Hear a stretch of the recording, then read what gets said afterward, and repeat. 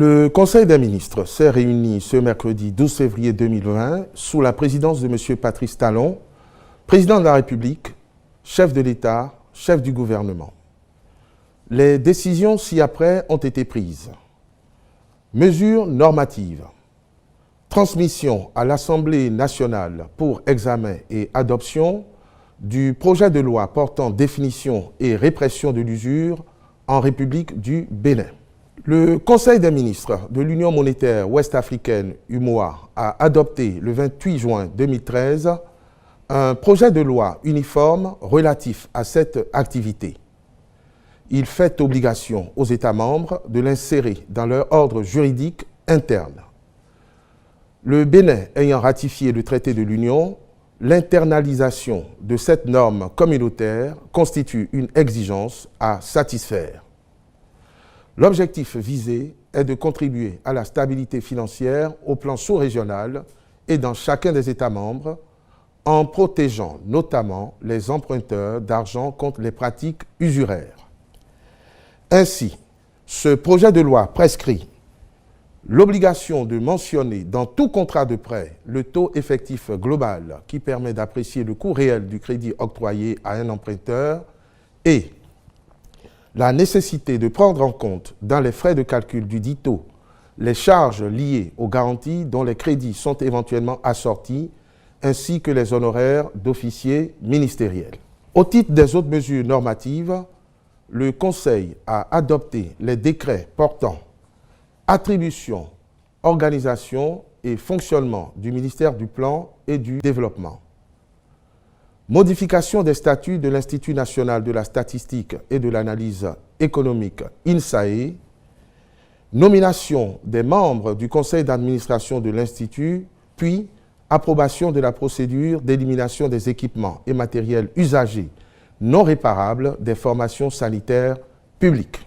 Au titre des communications, guide méthodologique d'élaboration des politiques et stratégies. Notre pays s'est doté d'un plan national de développement, PND, pour la période 2018-2025. Cet outil de planification stratégique vise à bien cerner les besoins des populations et à favoriser leur prise en charge avec pour finalité l'amélioration de leur pouvoir économique et de leur bien-être social à travers notamment l'atteinte des objectifs de développement durable. Dès lors, le nouvel environnement institutionnel nécessite l'actualisation de l'ensemble des politiques et stratégies sectorielles, de même que l'élaboration des stratégies pour les secteurs et ministères aux fins de les arrimer aux nouvelles orientations fixées par le PND. Pour y parvenir, il convient d'actualiser le guide datant de 2009 en vue d'intégrer au processus d'élaboration des documents de politique et stratégie de nouvelles dimensions telles que le genre, l'emploi et les changements climatiques reconnus par la communauté internationale comme autant de défis et enjeux majeurs. C'est pourquoi le Conseil a approuvé ce guide méthodologique d'élaboration des politiques et stratégies tel qu'actualisé. Le ministre d'État chargé du plan et du développement veillera, en collaboration avec tous les autres ministres, à son appropriation et à sa mise en œuvre. Rapport de la commission chargée de vérifier les dénonciations de détournement des frais de scolarité à l'ex-École nationale supérieure des sciences et techniques agronomiques de Djougou. Des présomptions de délivrance de fausses attestations de diplôme et de détournement de frais de formation ont été signalés en décembre 2018 par des étudiants de la dite école. Le ministre de l'Économie et des Finances a alors dépêché l'Inspection générale des finances pour procéder aux vérifications qui s'imposent. À l'issue de ces travaux, la Commission a relevé que seules les dénonciations de détournement de frais de formation sont fondées. À ce propos, il s'est avéré que les faits ont été commis par les sieurs Hippolyte Ogou Teiba et Abdelaziz Osseni, respectivement chef de la division de la scolarité et comptable de l'école au moment des faits. Les contrôles effectués ont permis de mettre à la charge du premier la somme de 4 550 000 francs CFA. Quant au second, il reste redevable de la somme de 3 948 750 francs CFA. Pour parvenir à leur fin, les intéressés ont usé de plusieurs manœuvres, dont la falsification de quittances de paiement des frais de formation à la banque et de pression exercée sur des étudiants pour les amener à leur remettre les fonds destinés au règlement des frais de formation.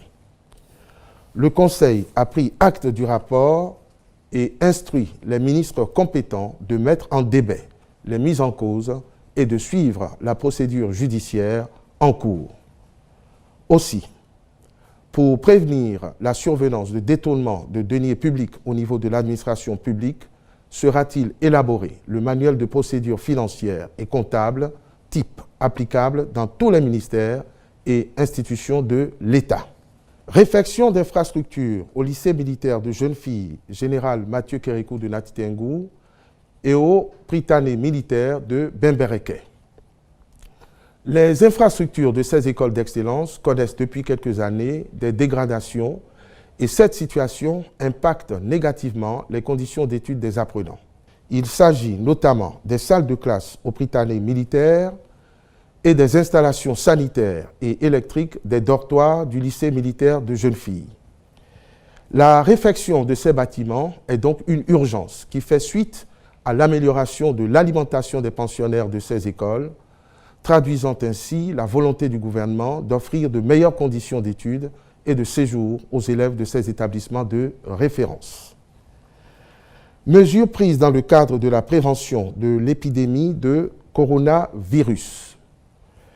Le ministre de la Santé a présenté au Conseil le point des mesures prises pour prévenir la dite épidémie dans notre pays. Il en ressort que dès le déclenchement de l'alerte par les autorités chinoises et par l'Organisation mondiale de la santé, le gouvernement a procédé à la sensibilisation des populations en les informant sur les symptômes de la maladie causée par ce virus. À cet effet, des équipements de détection des sujets suspects, au nombre desquels des caméras thermiques ont été acquis et déployés notamment à l'aéroport de Cotonou, principale porte d'entrée sur le territoire national. Cette mesure s'est doublée de l'aménagement d'installations destinées à accueillir, le cas échéant, des personnes à risque en vue de leur isolement pour une prise en charge diligente. Les capacités du laboratoire de référence sont en cours de renforcement pour assurer la confirmation du diagnostic sur place. Par ailleurs, préoccupé du sort de nos compatriotes résidant en Chine, le gouvernement a établi des contacts permanents avec eux en les exhortant à se conformer scrupuleusement aux consignes données sur place par les autorités. Enfin, tenant compte des dernières informations fournies par l'Organisation mondiale de la santé relativement à l'évolution de l'épidémie, le Conseil a décidé de renforcer les mesures de contrôle à nos frontières et a instruit le comité de crise mis en place pour la bonne gestion de la situation de veiller à l'application stricte de cette décision.